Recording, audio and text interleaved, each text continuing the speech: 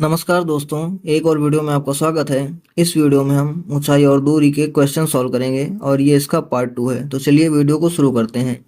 पहला क्वेश्चन हमारे पास लिखा हुआ है, एक खंभे की लंबाई 6√3 मीटर है और उसकी छाया की लंबाई 6 मीटर है। तो हम मान लेते हैं कि ये ए बी क्या है, खंभा है जिसकी ऊंचाई 6√3 मीटर है, और ये बी सी क्या है, उसकी छाया है जिसकी लंबाई 6 मीटर है। तो हमें सूर्य का उन्नयन कोण यानी कि यहाँ पर थीटा बताना है। तो हमारे पास लंब है और आधार है, तो हम यहाँ पर tan लगाएंगे। tan थीटा बराबर क्या होता है, लंब बटे आधार यानी कि 6√3 डिवाइडेड बाई 6 हो जाएगा। 6 से 6 यहाँ पर कैंसिल हो जाएगा, तो यहाँ पर tan थीटा की वैल्यू क्या आ जाएगी, √3।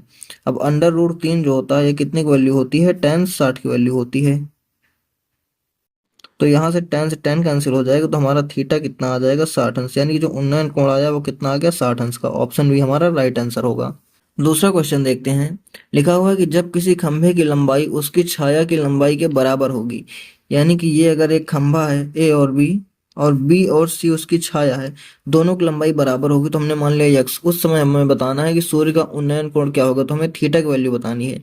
लंब पता है, आधार पता है, तो यहाँ पर हम tan लगाएंगे। tan थीटा क्या होता है, लंब बटे आधार यानी कि x/x हो जाएगा। यहाँ पर दोनों कैंसिल हो जाएंगे, बचेगा क्या, 1।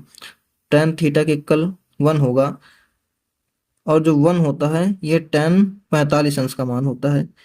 तो यहाँ से tan कैंसिल हो जाएगा, तो थीटा की वैल्यू कितनी आ जाएगी हमारे पास, 45 डिग्री। ऑप्शन डी हमारा राइट आंसर होगा। लास्ट क्वेश्चन देखते हैं। लिखा हुआ है कि पेड़ की लंबाई व उसकी छाया की लंबाई का अनुपात 1:3 है। यानी अगर यहाँ पर दोनों में x लगा देते हैं, तो अगर ये 1x है तो ये क्या हो जाएगा, x/√3 हो जाएगा। तो हमने वही मान लिया, यहाँ पर अगर 1 है तो यहाँ पर 1/√3 हो जाएगा। अब हमें थीटा बताना है, सूर्य का उन्नयन कोण बताना है, तो यहाँ पर भी हम tan लगाएंगे।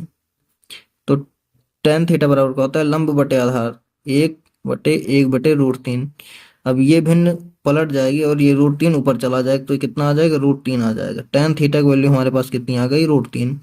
√3 जो होता है वो tan 60 का मान होता है। और इधर लिखा हुआ है हमारे पास कितना, tan थीटा। tan से tan कैंसिल हो जाएगा, हमारे थीटा की वैल्यू कितनी आ जाएगी, 60 डिग्री। तो ऑप्शन सी हमारा राइट आंसर होगा।